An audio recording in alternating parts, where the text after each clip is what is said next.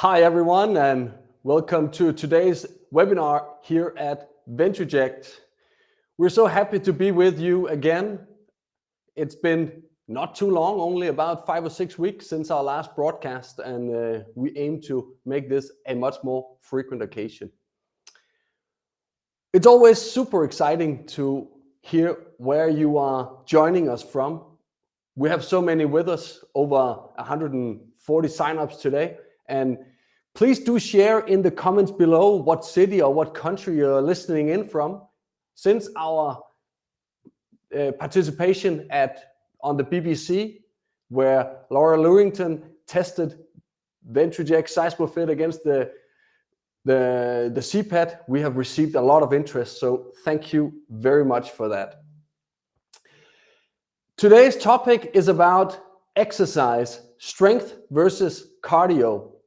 It has been a long dispute, and it's ongoing always, I think, between strength and cardio. And that's why today we will try and become, if not settle it, then at least become a little bit smarter on how to deal with this. And therefore, we have invited to the studio today our good friend, Oliver Patrick. Good to see you, Oliver. Good to see you, Peter. Delighted to be here. Oliver is the co-founder of Future Practice and expert at Pillar Wellbeing. So if anybody in this room is an expert, it would be you, Oliver. And to all of you watching out there, if there is any questions throughout our 30 minutes of this webinar today, please put them in the comments below, and Oliver and I will make sure to monitor the questions in the comments to see if we have time to answer them during today's broadcast, or at least we will also monitor the comment section afterwards and be sure to come back to you with an answer. But first, Oliver, to all of those who might not know you, could you introduce yourself briefly? It'll be my pleasure. I've got 30 minutes to blow this topic apart. It's a test. So welcome, everyone. I am a physiologist. I'll put a slide up, actually, it explains a bit about what I do. But the simple fact is I've spent 25 years in clinical practice trying to work out who is well and who is not well as part of multidisciplinary teams. And the use of data has been critical to that. So what is the data around strength and cardio? And what are the tools we have at our disposal to manipulate them? So that's what I want to talk about. I've got some slides. Shall I bring them up, Peter? Bring them up. Okay, let's see if technology is going to give me everything I want here. We cross our fingers. I'm totally confident. I'm tech literate. Yes. Is that sharing? Not yet, but let's see if we can make it share. That won't share at the moment. But that's not a worry. Well, entire screen. The share button is frozen. You couldn't make it up. Let me just. Else I will share my screen, Oliver. You were so kind to share your presentation with me ahead of this. If you could do it, let's do it that way, Peter. Otherwise, we'll be stuck. Yeah, I'll share it here. Okay. It's locked. Oh, look at that. That's even better, I would argue. Okay, great stuff. I'll have to deliver the next slide, please, Peter, but we can work as a team. Yeah. Great. I can see that. Good.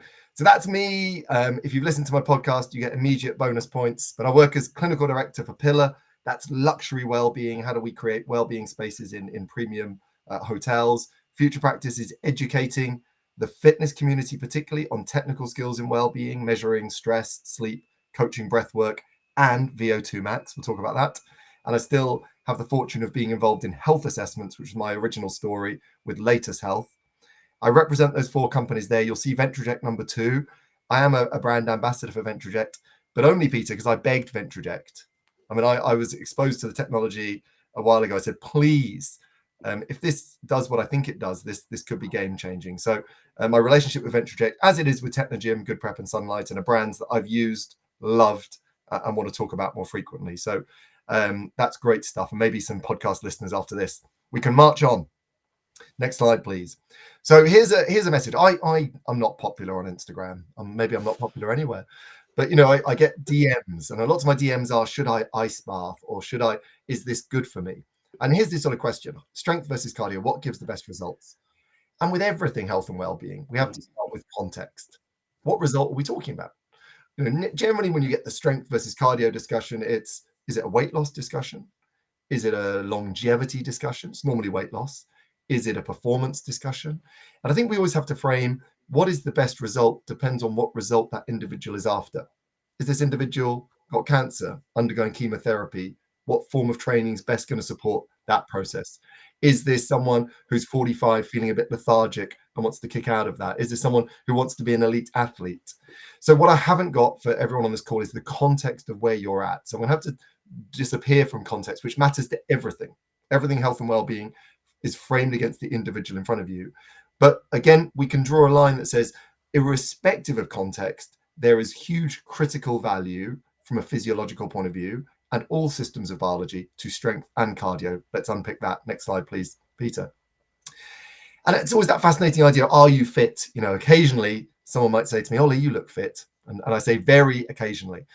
And what they probably mean is my weight looks about right for my height. You know, we're defining people's fitness by their body composition or their perceived body mass index, which is a poor marker. And the word fitness, I've got a bugbear with. I think it's been a real hindrance to the fitness community for years because it's sort of synonymous with your aesthetic or your shape and your sporting capability and your relationship with physical activity through childhood.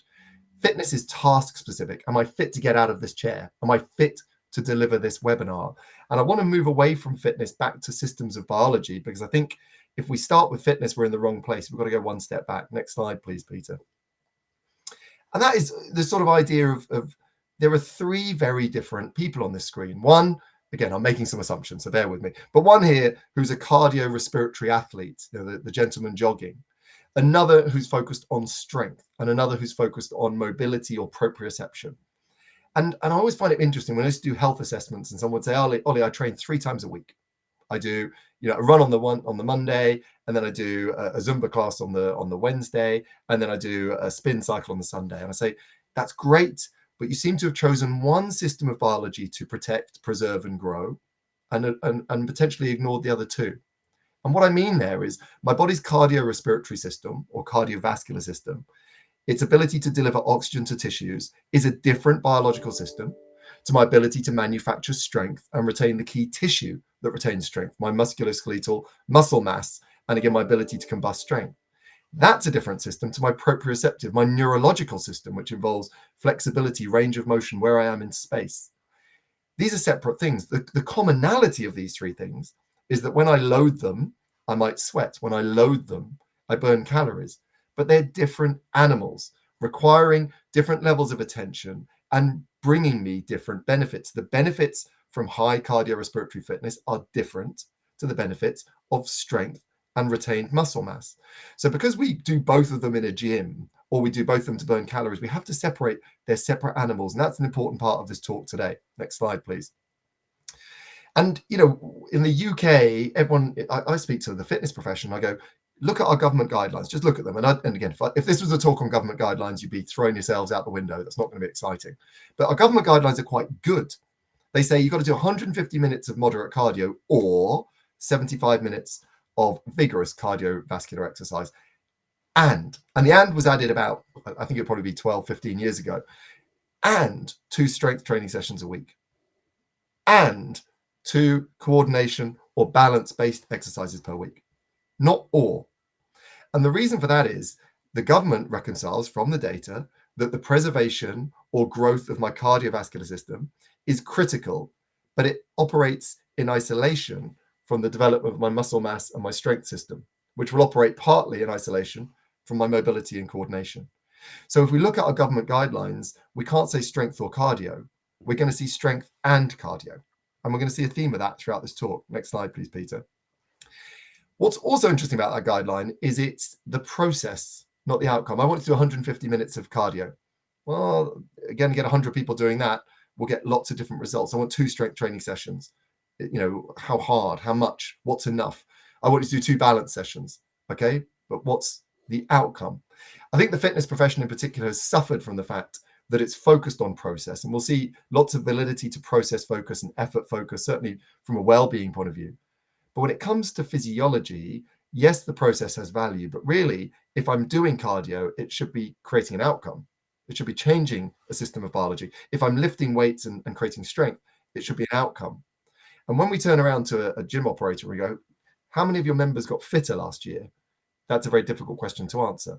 In fact, it's a difficult question for most people to ask. How many got more well? How many developed? How many changed? If we invest entirely in the process as the outcome, we'll find ourselves a little bit short, because ultimately what defines whether we're well or not is both the process, but also its effectiveness to create an outcome. So what are those outcomes? Next slide, please. Well, those outcomes are partly determined by, again, my responder status. I'm oversharing here, Peter. I've put my own DNA up on the screen, and I think, if you looked at me and you look at my body shape, you would see what we call my somatotype, and you'd say I'm a little bit gangly, a little bit narrow, haven't got these big broad shoulders that my wife prayed for every Christmas. And if you look at my genetics, this is a pull from an early sort of DNA fitness test. You can see that I was born with a greater propensity to be an endurance athlete than a power athlete. And you'll partly see that in the fact that my natural skill will lend me to more endurance-based activities, etc. I put this up here because we all have the natural predisposition to be a bulky power athlete or an endurance athlete or a bit of both. And that's relevant because the things I'm generally going to be good at are the things I respond to quicker. I do a bit of cross country, I get good at it, I love it. I lift weights, it's stubborn, it's difficult, I don't stick with it. And we've all got this inbuilt propensity for what we're going to be good at, and maximizing that might lead me to what we'd define as performance. But when I spoke to, again, the genetic team involved in this particular test, in my mid-30s, I said, right, I'm 81% potential for endurance. What should I do? And they're like, well, lean into it. Do your cardio. Build that engine. I say, but doesn't my body need muscle mass as much as someone who's got 81% strength?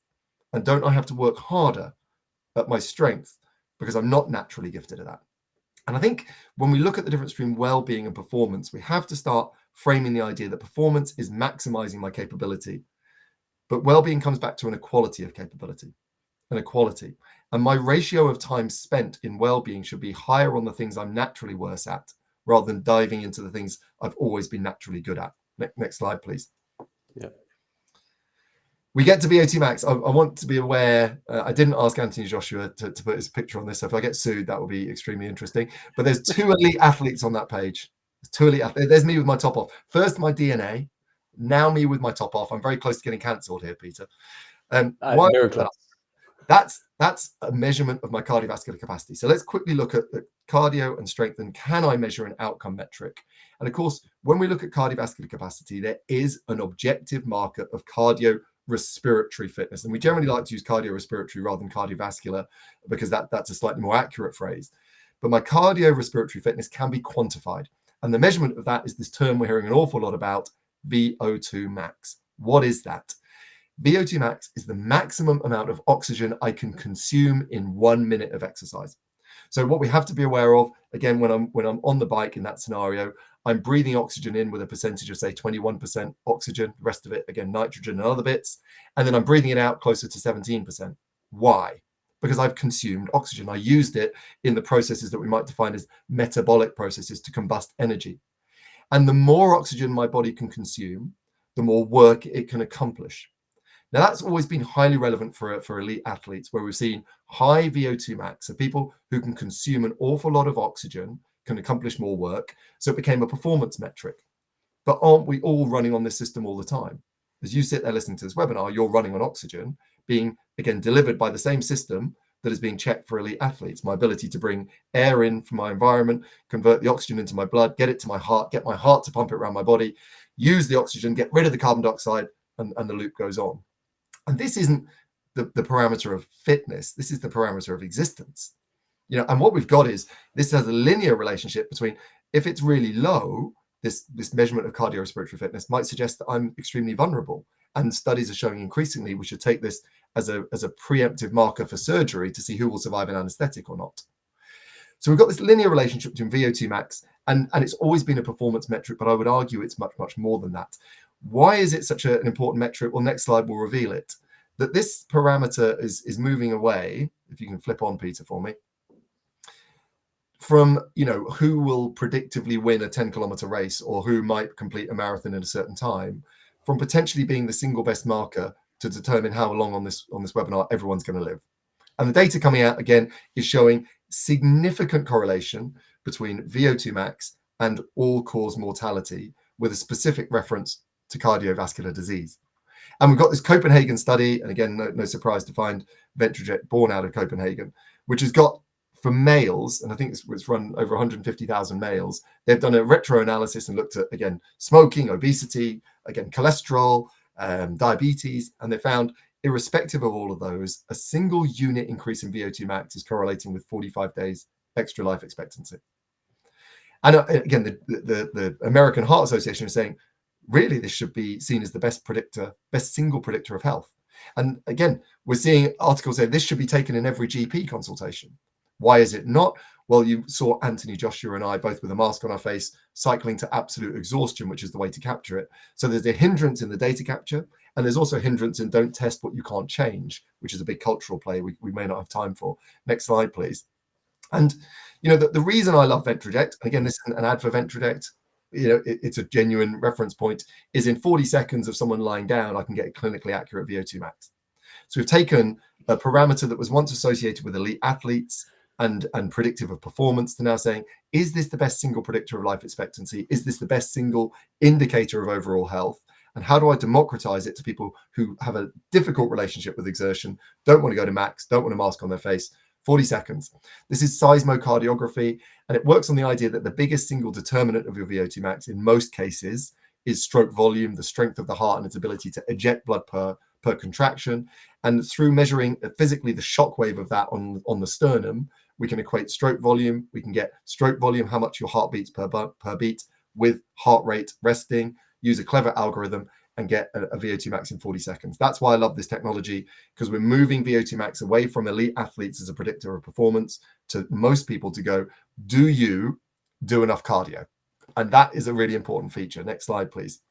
And, you know, and I sort of go, when people are struggling in the fitness profession, to say, oh, I struggle to charge this an hour, or I can't get £15 a month for my gym membership. When we talk about weight management, cardio and strength aren't the solution. Diet is. That's a reality. We need exercise, and we need, again, both of those modalities. But when I'm talking about VO2 max, I'm talking about length of life and the quality of your life towards the end of it.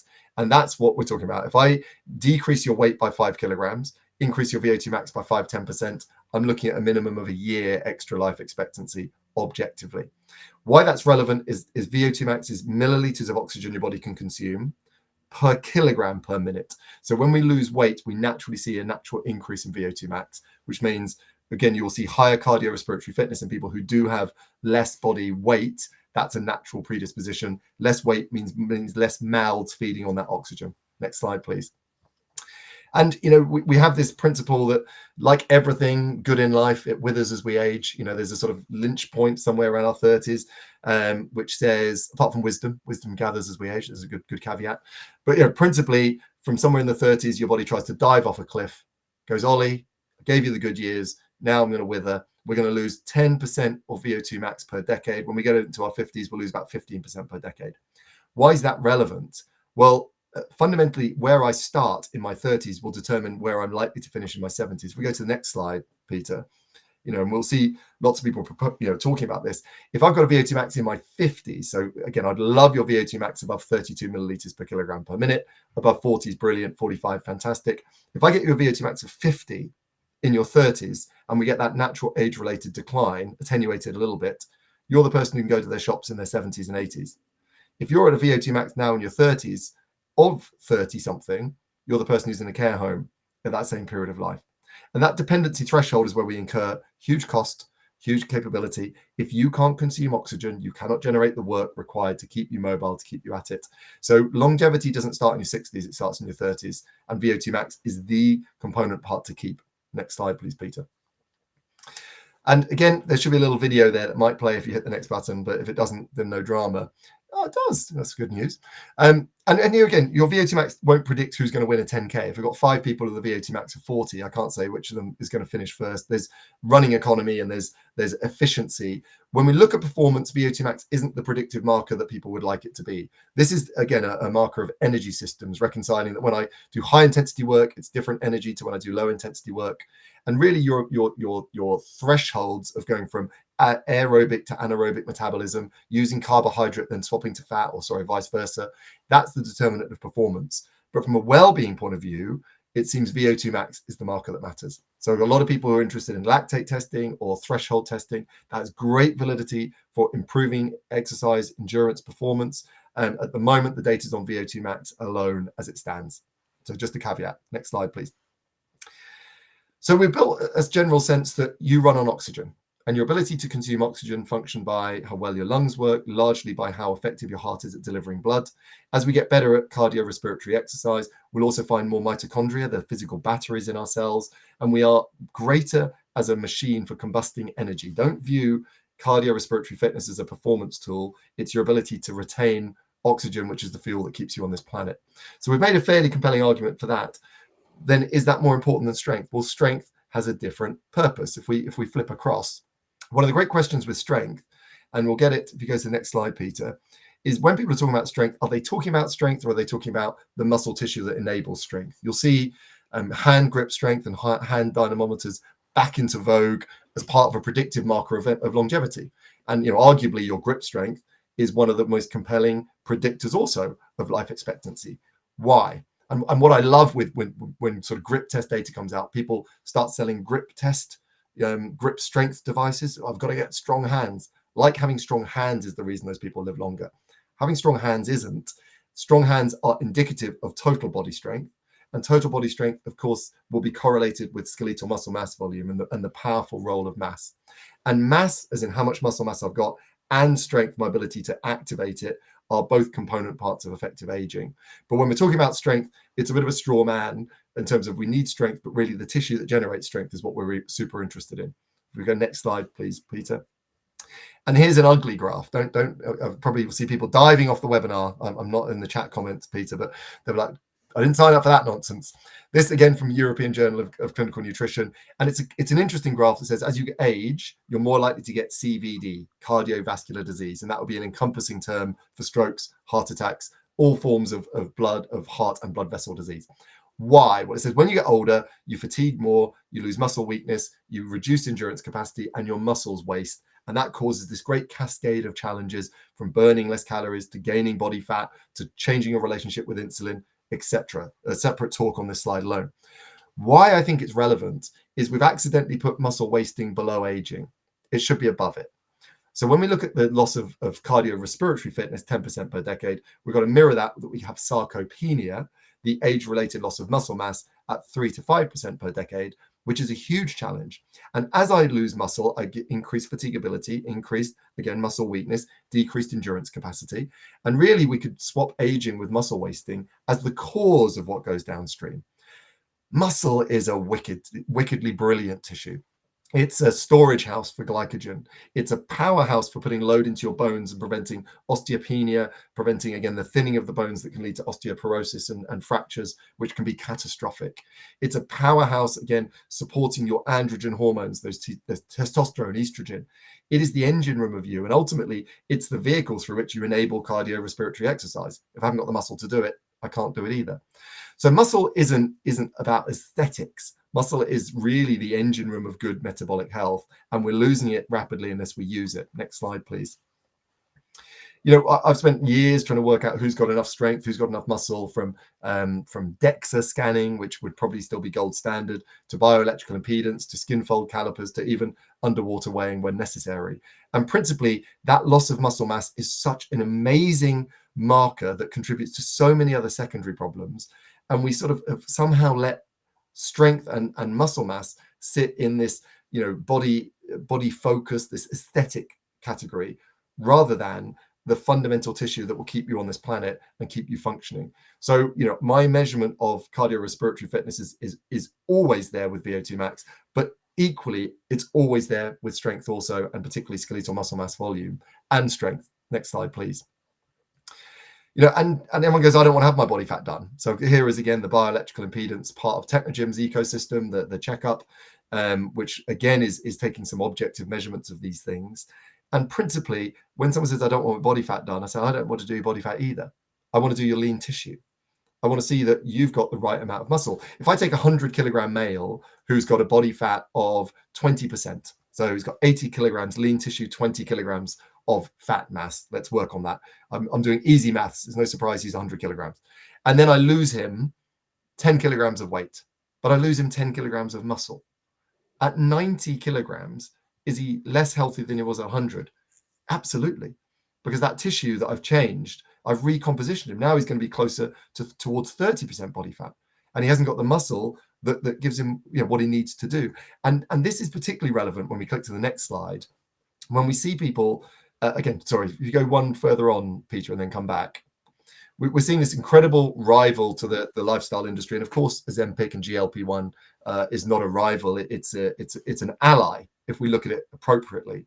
But we are seeing a slightly higher percentage of lean tissue loss on Ozempic compared to traditional diets or all GLP-1s, which again has made weight loss the target rather than body composition management. And we're going to see a lot of people losing an awful lot of muscle mass. That will have an impact on their cardiorespiratory fitness. And what was the problem of that weight? If the problem is about fat mass, we've got to target fat mass, not weight per se.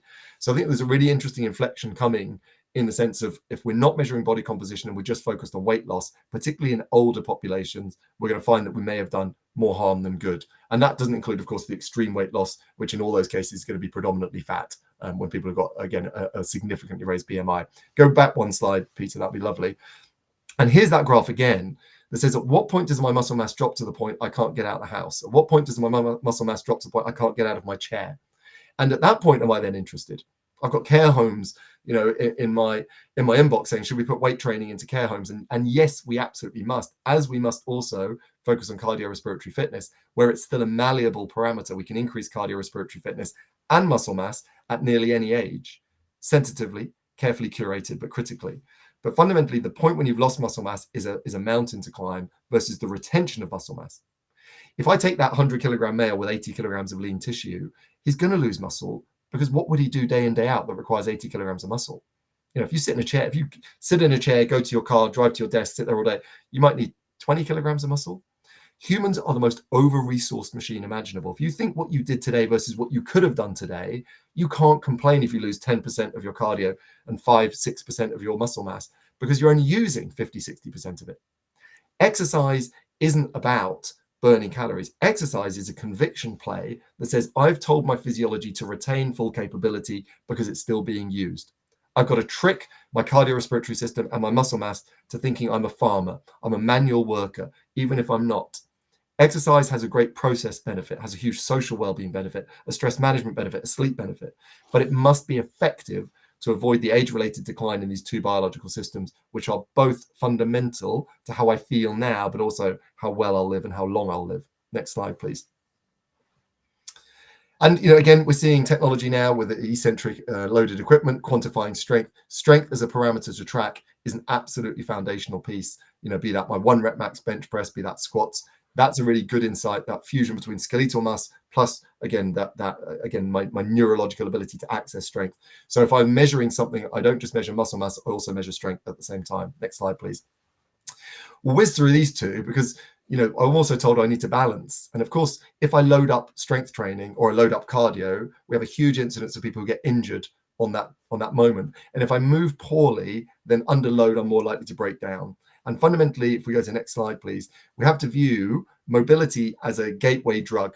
If I don't move well, then when I load up with more cardio, load up with strength, I'll suffer. So it's a separate system that in many ways is the gateway to being able to overload cardiorespiratory fitness and muscle mass in a way that brings, again, less likelihood of injury and less likelihood of periods of inactivity, which again are a big challenge to physiology. So, the third player in the spectrum is, strength or cardio, which one's more important? Well, if you don't move well, mobility is more important. Flexibility, control of motion, range of motion, because without that gateway, I can't get into loading up the other two without dysfunction. I'm tight on time. Next slide, Peter. Will I make it? That's a great question. Yeah. No, Looking forward to the conclusion. Well, the conclusion is which one's more important? The one you're least naturally good at. The one that's inadequate. If you want to be a performance athlete and run incredibly fast 10Ks, 15Ks, 20Ks, that's great. But if you don't have the muscle mass to preserve muscle glycogen, to keep your bones in good nick, to create, again, the infrastructure of metabolism, that will catch you out. If all you do is yoga, Pilates, you move beautifully, but you're losing muscle mass and you're losing cardiorespiratory fitness, that will catch you out. I look at these three systems and say I like to quantify them, and then my loading of my training will be focused on the area I'm weakest in, not the area I'm strongest in. And now my overshare is complete on the next slide, where I say, look, what do? I do enough to keep my VO2 max at 48. I do enough to keep 41 kilograms of skeletal muscle mass, and I do enough to keep myself at a mobility marker of 85. And that's using a functional movement screen through a digital platform. I don't, for me at this stage of life, I've got young kids, demanding wife. She might be listening somewhere. She's a legend. I don't train as my hobby. I train so I can be energized, active, well, and I can play a game of paddle here or a game of golf there. Training is my ability to retain core biological functionality so I can stay as well as I can and energized as I can. It's not the goal itself. The outcome is my goal. So quantification of VO2, lean tissue and strength and movement quality tells me what I need to do, and I work on the one that's dropping or the one that's least until it's back up in kilt with the others. Last slide. Thank you, Oliver. That's me. And to everyone out there, thank you very much for paying attention and staying with us all the way through. If you want the slide deck, please write yes in the comment section, and Oliver and I will be sure to share with you the slide deck that Oliver just went through. We are monitoring the comments, so if any questions pops up now or in 5 minutes time or tomorrow, Oliver and I will be monitoring it, or I will post the questions to Oliver and make sure to get back to you with an answer. Thank you very much to all of you listening. Thank you, Oliver. Thanks for joining us. Wish you all a very good afternoon. Take care. Take care, everybody.